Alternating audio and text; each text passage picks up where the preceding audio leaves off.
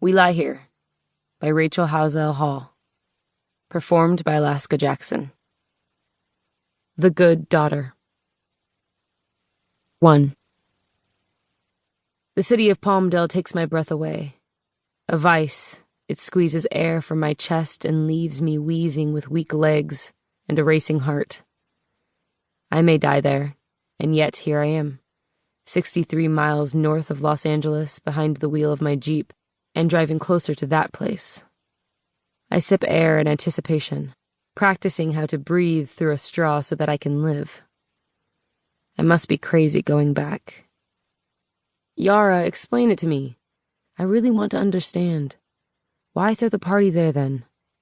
Shane's craggy voice booms over the Jeep's speakers. I glance at my boyfriend, just a face now on my cell phone.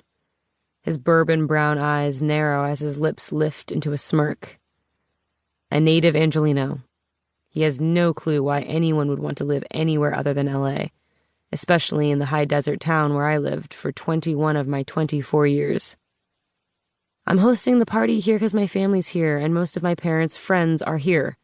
And since I'm paying for the whole thing, it's cheaper to throw a party in Palmdale than a party in L.A. Make sense?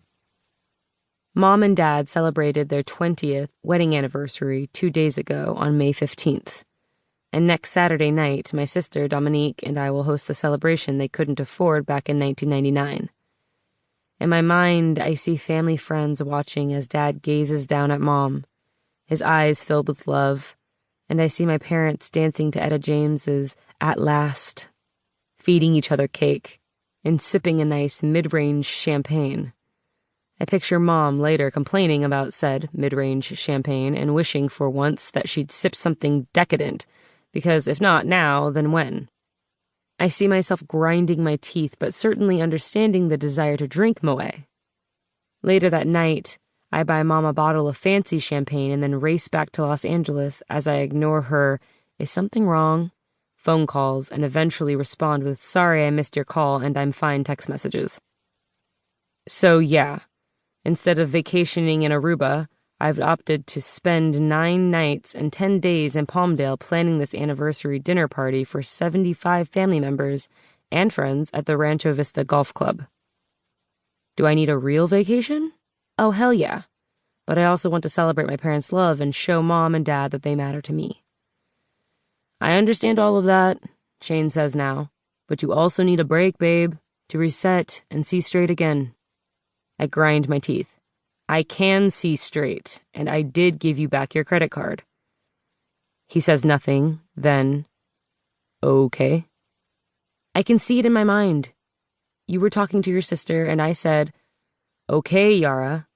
I've already canceled the card. Bank's sending me one overnight, and I wasn't talking about you losing. I didn't lose.